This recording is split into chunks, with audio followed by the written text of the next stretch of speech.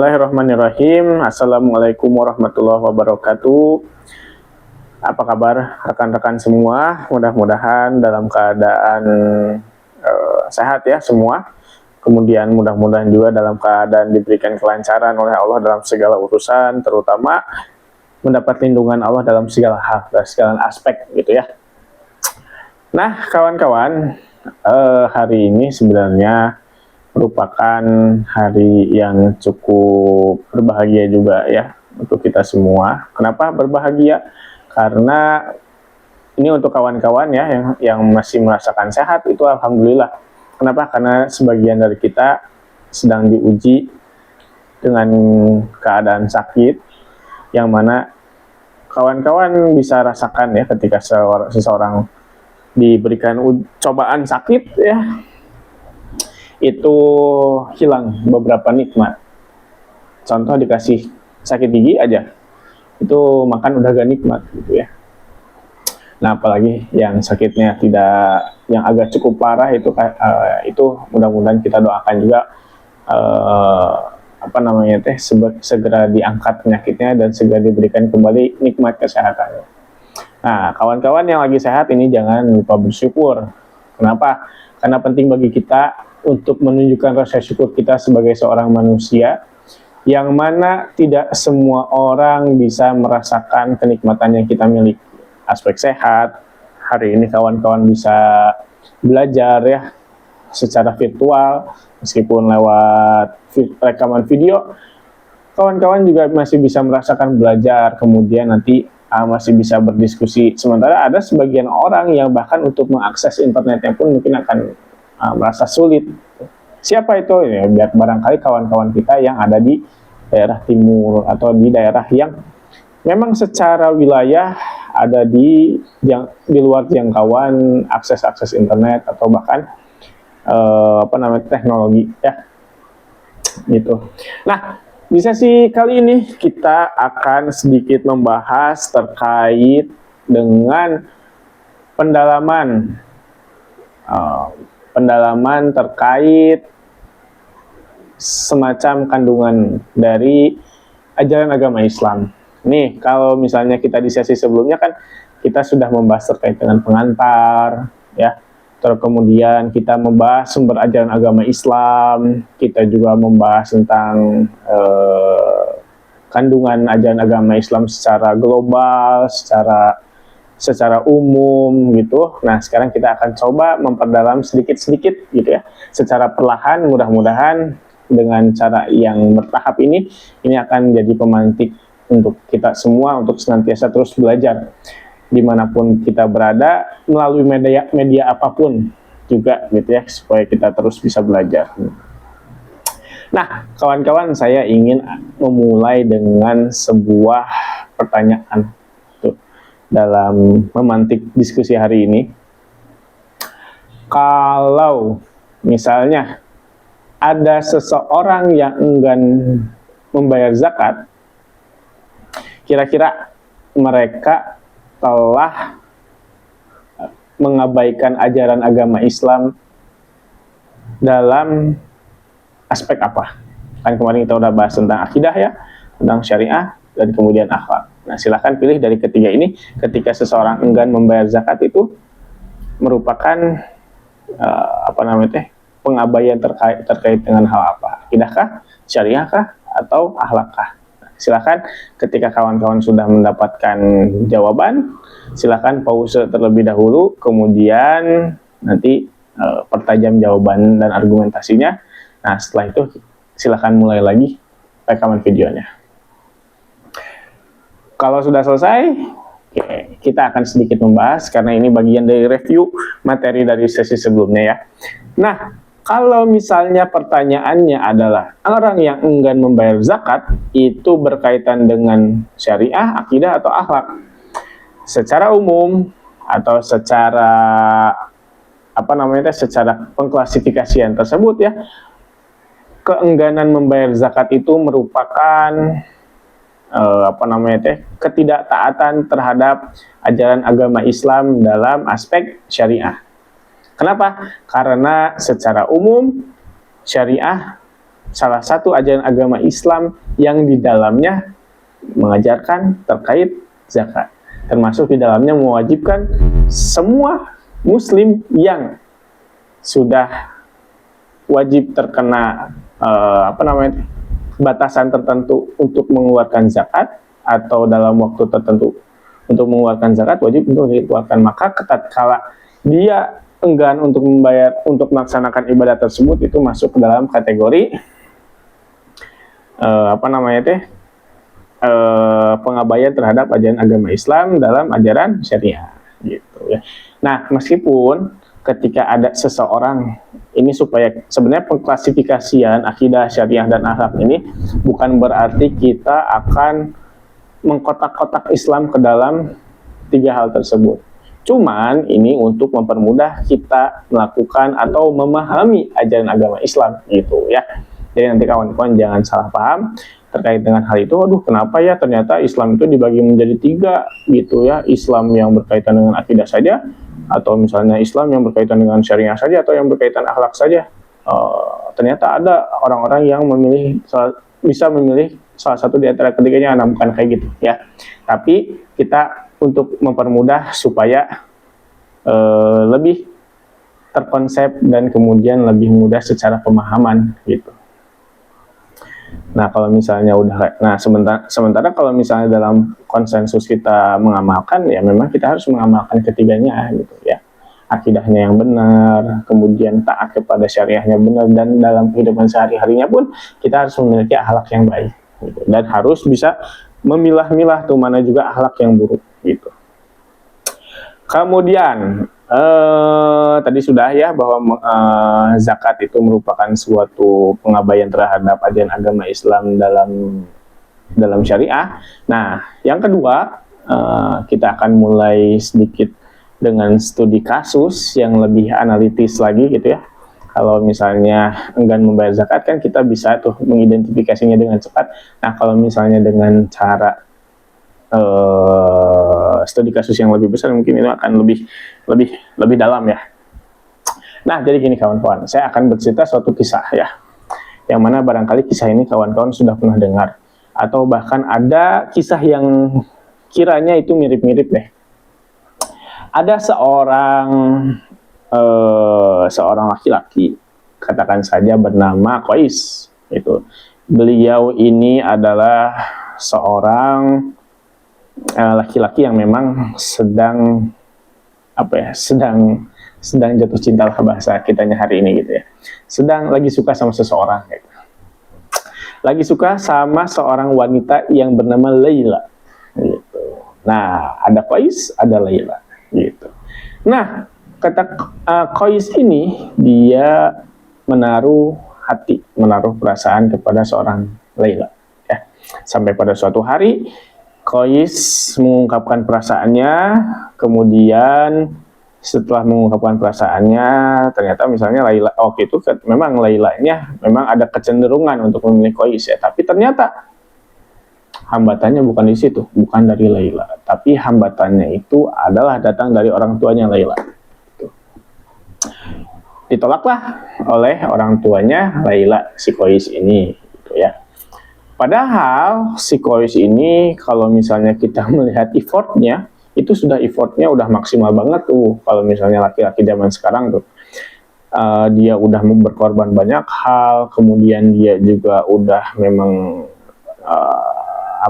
udah memang benar-benar terikat kepada Laila dan sulit untuk berpaling juga ke yang lain gitu.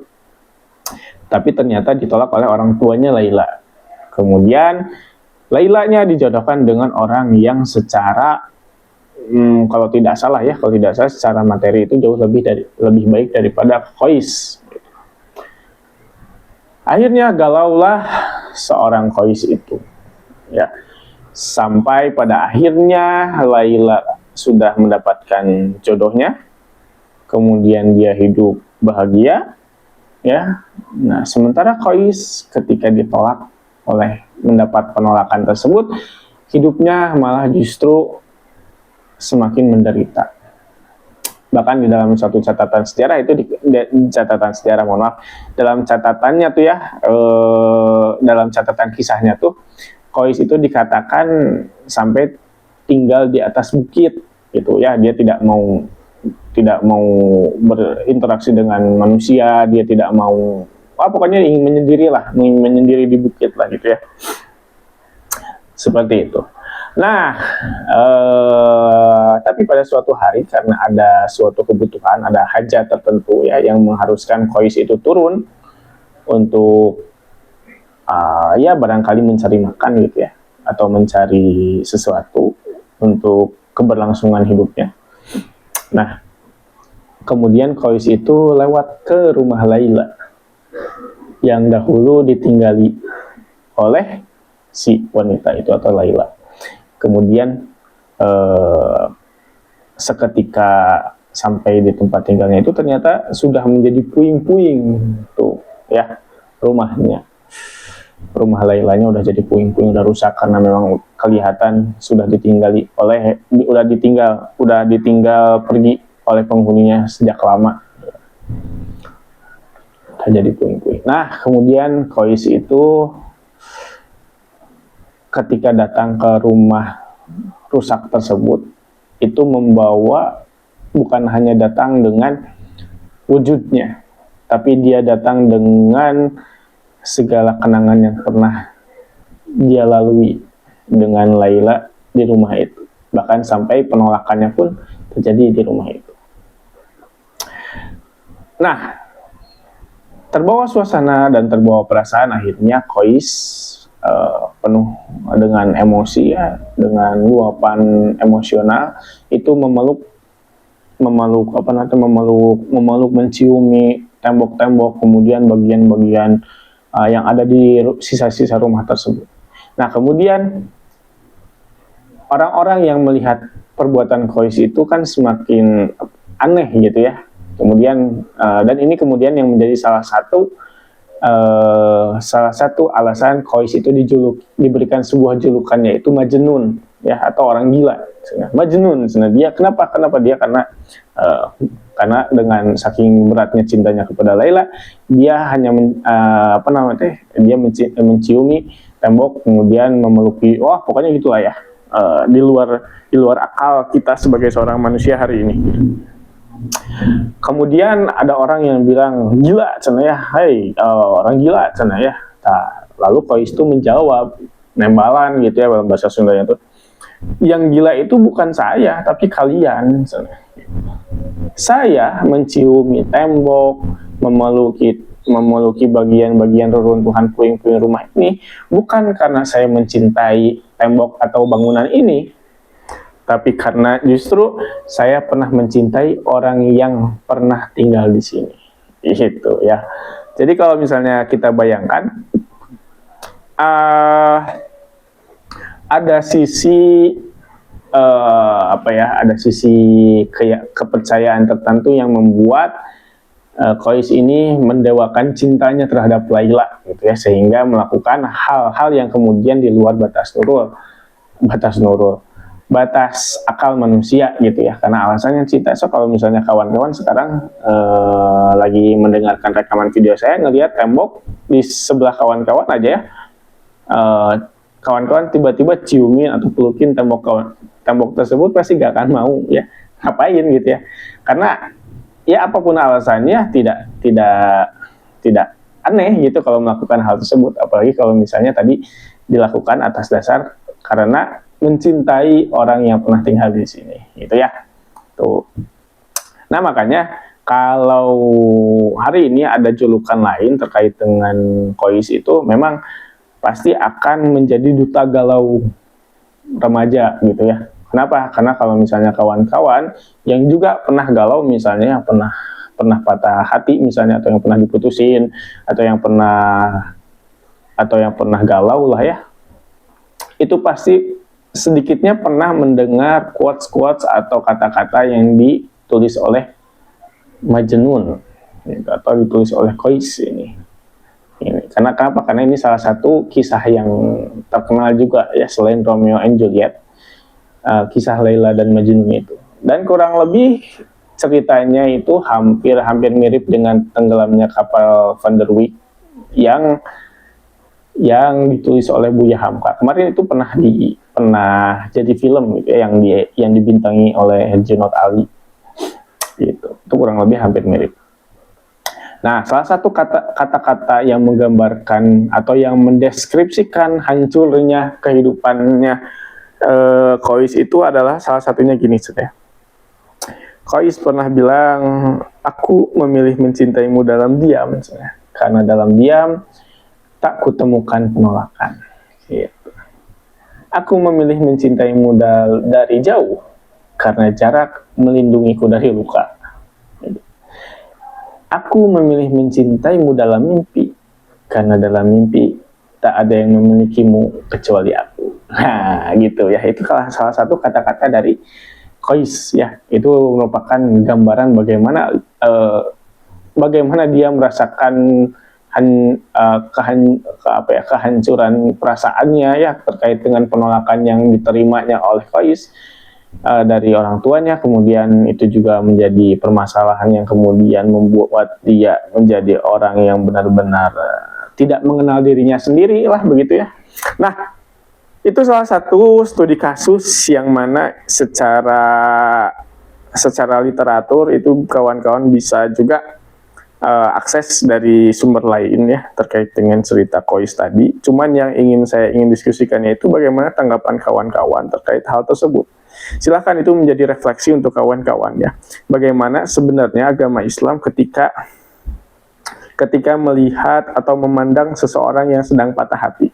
Apakah ketika seseorang yang sedang patah hati itu, contohnya Kois misalnya, dengan segala apa yang dia lakukan, kemudian bagaimana hukum yang mengatur terkait dengan sistematika proses dari pengajuan atau pengungkapan perasaan, kemudian penolakannya itu seperti apa, hak dan kewajibannya gitu ya, kemudian bagaimana keyakinan yang seharusnya dimiliki oleh kita sebagai manusia ketika menghadapi penolakan gitu ya.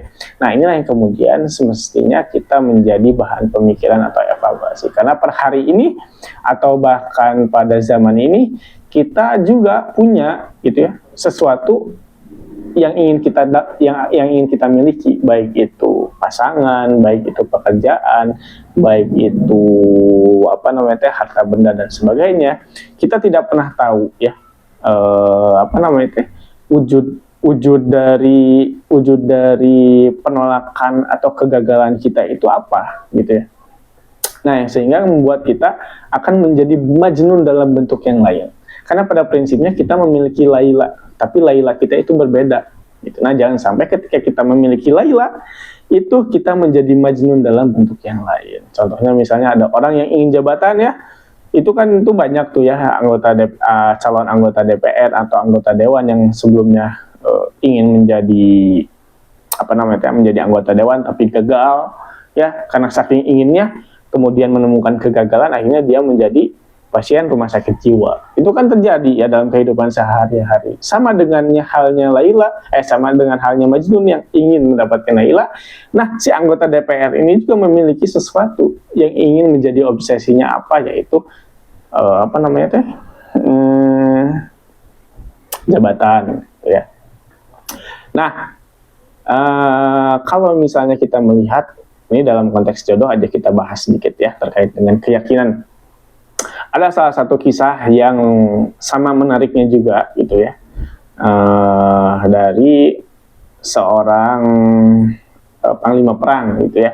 Nah, jangan lupa situ deh. Ada seorang sahabat Rasulullah aja ya. Ini saya agak lupa nih, Abu Darda dan Abu Dzar kalau tidak salah ya. Abu Darda dan Salman Al-Farisi gitu ya. Jadi suatu hari Abu Darda itu Salman Al-Farisi itu ingin melamar seorang wanita. Dia minta antar ke Abu Darda gitu ya.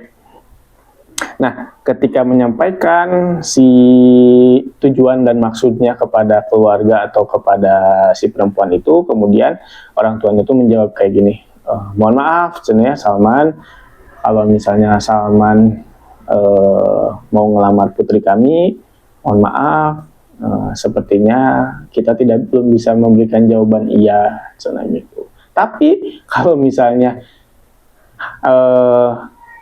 keperluan itu atau misalnya keinginan itu diungkapkan oleh Abu Darda, maka kita akan menjawab iya. Waduh, ya kan itu teman dekatnya antara Salman Al-Farisi dan Abu Darda. Tapi ketika Salman Al-Farisi ingin melamar si wanita, ternyata perempuannya malah suka sama Abu Darda gitu ya. Tapi apa yang kemudian dilakukan Salman Al-Farisi? Apakah kemudian dia memaksakan kehendaknya untuk diterima misalnya, atau bahkan jadi baud atau jadi memusuhi Abu Darda? Ternyata tidak. Ternyata Salman Al-Farisi justru memberikan support ya. Kalau misalnya Abu Dardanya mau, ya kemudian ya sok aja. Ada apa namanya teh? Ini bahasanya tuh gini ya. Di sok tuh kalau misalnya Abu Dardanya mau, sok aja cenah saya mah support gitu ya. Ini bahkan mahar yang udah saya siapin ini buat Abu Darda nikah aja. Jadi sampai seperti itu ya. Kenapa? Karena pada prinsipnya Salman Al-Farisi memiliki keyakinan bahwa ya setiap orang itu udah ada jodohnya gitu ya. Dan ketika berkaitan dengan jodoh, ya kalaupun kita sebesar apapun kita memaksa, bahkan ya seberapa maksanya kita juga nggak akan bisa sampai gitu ya. Jadi milik kita kalau misalnya itu bukan jodohnya. Kemudian berbeda kalau misalnya sudah ditakdirkan gitu. Kalau misalnya sudah ditakdirkan pun ya, bahkan ribuan gunung atau bahkan setinggi apapun gunung yang menghalangi, ketika itu sudah jadi jodoh kita, ya itu tidak akan pergi ke orang lain, tidak akan pernah menjadi milik orang lain. Itu hal yang kemudian diyakini oleh Salman Al-Farisi ketika mendapatkan penolakan, kemudian mendapatkan kabar bahwa ternyata orang yang ingin dia pinang itu lebih senang sama Abu Darda gitu ya. Nah, ini yang membedakan. Pada akhirnya ada beberapa aspek nih ya yang kemudian ini menjadi pokok pembahasan kita. Yang pertama itu terkait dengan akidah ya, terkait dengan keyakinan ya, kalau dalam ajaran agama Islam itu. Kalau misalnya kita memiliki keyakinan seperti Salman Al-Farisi ya, yang meyakini bahwa jodoh itu tidak akan kemana, tidak akan tertukar dengan orang lain, maka kita tidak akan memaksakan kehendak kita, tidak akan menjadi seorang pendendam yang kemudian menebar kebencian, menebar kehasudan ya, menebar sesuatu yang kemudian menjadi toksik gitu ya. Kan itu terjadi hari ini kalau misalnya kawan-kawan ditolak misalnya, kan ada yang maksa. Ada beberapa kasus tuh ya yang saya pernah hadapi atau yang pernah saya lihat gitu ya. Ada yang sampai maksa gitu, sampai maksa harus diterima, bahkan diteror ya, sampai jatuh kepada teror tadi. Kan itu hal yang kemudian ini menjadi yang menjadi cikal bakal kerusakan di tengah masyarakat ya, bahkan sampai melakukan tindak kriminal itu yang menjadi nauzubillah min zaliknya terjadi di sekitar kita, atau terjadi kepada kita, atau bahkan orang yang terdekat dari kita gitu. Kemudian dari aspek syariah, misalnya dari aspek hukum, bagaimana hukum Islam melihat ini? Itu yang melihat dua kisah tadi.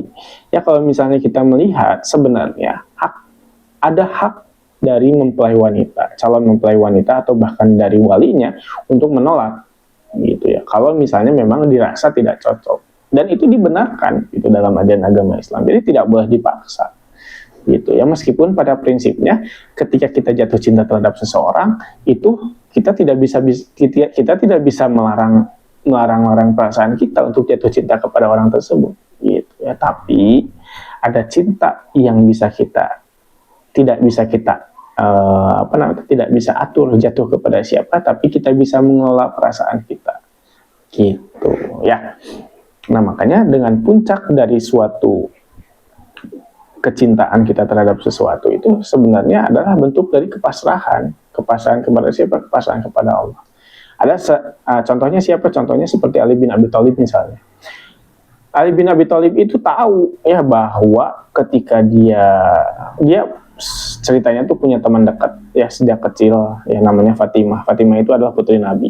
Nah, ketika Ali mulai suka ke Fatimah ya, Ali itu tidak memaksakan kehendaknya Fatimah harus jadi milik saya, tapi Ali lebih memfokuskan dia berdoa kepada Allah untuk mudah-mudahan dijodohkan dengan Fatimah. Ya, meskipun pada suatu momen misalnya ya datang kabar bahwa Abu Bakar As-Siddiq, salah satu sahabat terbesar Rasulullah, itu melamar Fatimah. Nah, bahkan dalam suatu kisahnya itu dikatakan bahwa Ali itu bilang gini, saya itu bukan laki-laki yang mapan ya, berbeda dengan Abu Bakar. Kalau misalnya dilihat dari aspek harta, dia jauh lebih mapan. Dari aspek seorang, apalagi kalau misalnya dilihat dari aspek misalnya Abu Bakar itu adalah orang yang pertama kali beriman kepada Nabi ya, kemudian memberikan dampak besar kepada dakwah Islam. Apalah artinya Abu Bakar dibandingkan dengan saya? Maka ketika melamar Fatimah, Ali itu bilang gini, saya yakin bahwa Fatimah akan berada bersama orang yang tepat. Aku menempatkan cinta Fatimah di atas cintaku. Gitu. Aku menempatkan kebahagiaan Fatimah di atas cintaku. Gitu. Jadi itu adalah bentuk kerelaan dan bentuk sebuah sebuah keyakinan. Jadi salah satu keyakinan kepada Allah juga ya, bahwa sebenarnya ya Allah juga akan menyiapkan seseorang yang sama baiknya gitu dengan Fatimah gitu. Meskipun Ali memiliki perasaan terkait dengan Fatimah. Nah, sistem bagaimana proses mengelola perasaannya itulah kemudian menjadi kunci bahwa kemudian Ali lah yang kemudian bukan hanya sebagai seorang orang yang cerdas ya, tapi dia juga menjadi orang yang pandai mengelola perasaan. Sehingga apa? Sehingga ya akhirnya kehidupan dia terus berjalan gitu, bahkan dia terus menebar manfaat gitu ya. Begitu. Nah, kemudian dari aspek syariahnya juga begitu ya. Ali juga tahu ya, kalaupun nanti Rasulullah menerima Abu Bakar ya itu hak Rasul sebagai walinya Fatimah gitu ya. Dan Fatimah juga ketika menerima Abu Bakar ya itu haknya gitu. Dan hak itu dilindungi dalam ajaran agama Islam. Itu tidak boleh dipaksakan gitu. Dan kemudian kita lihat bagaimana akhlak Ali ya. Akhlak Ali itu tetap bagus meskipun pada saat itu ya Ali bin Abi Thalib merasa berat ya gitu. Dia tetap bersikap baik kepada Abu Bakar, tetap bersikap baik kepada Rasulullah gitu ya. Tidak menebar ketoksikan kepada Fatimah misalnya ya. Gitu. Nah, meskipun pada akhirnya ternyata lamaran Abu Bakar itu ditolak gitu. Ya. Nah, pada akhirnya kan sejarah tuh juga terungkap bahwa kemudian Ali lah yang kemudian menikahi Fatimah ya. Meskipun dalam kisahnya itu memang itu merupakan proses yang panjang gitu. Nah, makanya dalam konteks tauhid, dalam konteks syariah, termasuk dalam konteks akhlak, ini menjadi suatu contoh yang baik untuk kita gitu ya. Kenapa? Karena dalam kehidupan sehari-hari kita harus bisa mengimplementasikan ketiga hal ini dalam kehidupan sehari-hari secara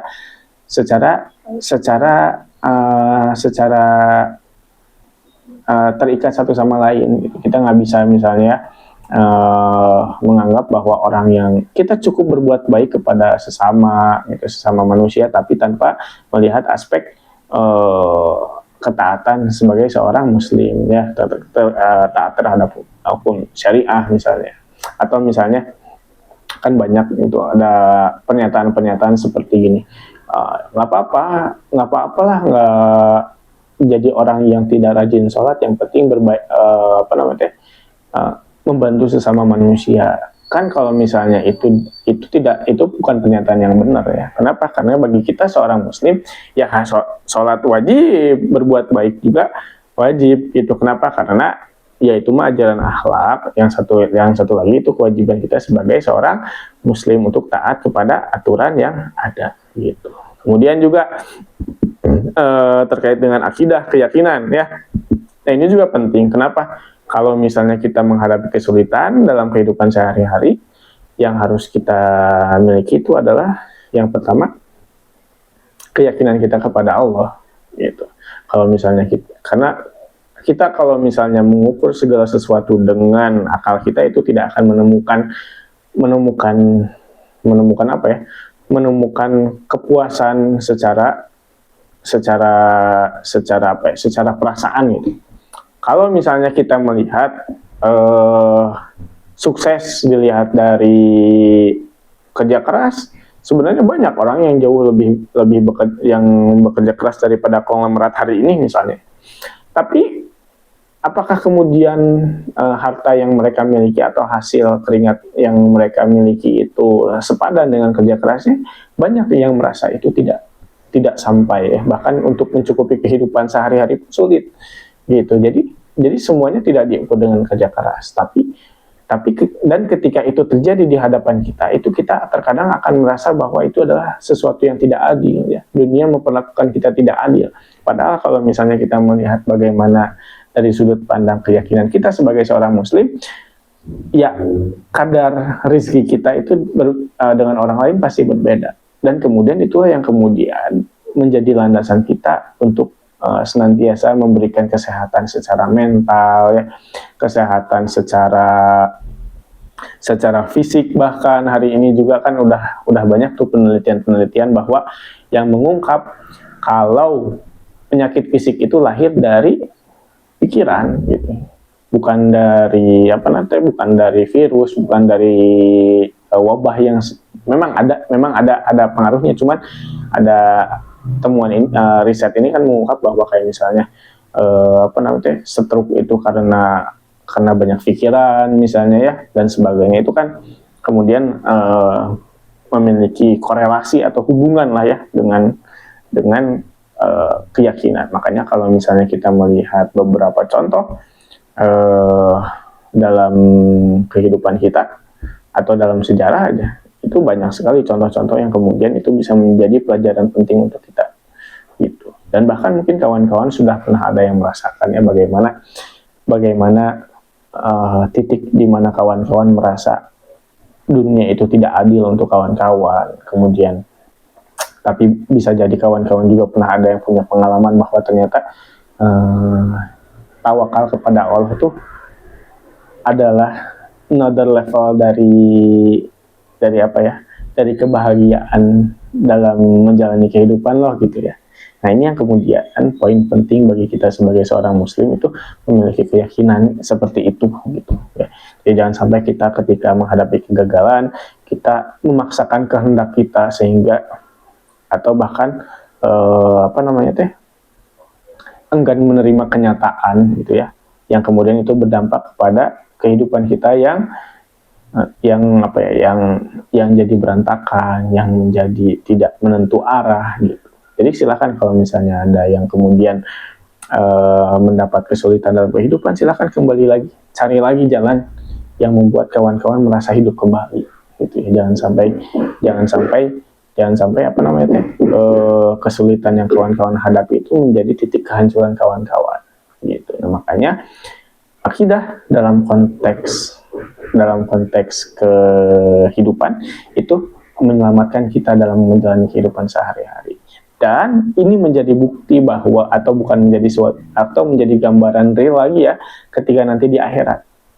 Kalau misalnya di dunia aja sudah menyelamatkan kita, apalagi nanti di akhirat gitu ya. Yang mana ketika nanti di akhirat nanti semua orang itu akan saling memikirkan dirinya sendiri gitu. Yauma yafirul mar'u min akhi wa ummihi wa abihi wa sahibatihi wa bani likulli imri'in minhum yauma idzin sya'nun yughni gitu kan. Dalam surat Abasa dikatakan bahwa ketika seseorang ingin selamat, itu mau saudaranya, mau anaknya, mau orang tua, atau bahkan seluruh dunia kalau harus bisa dikorbankan demi keselamatannya, maka akan dikorbankan gitu ya.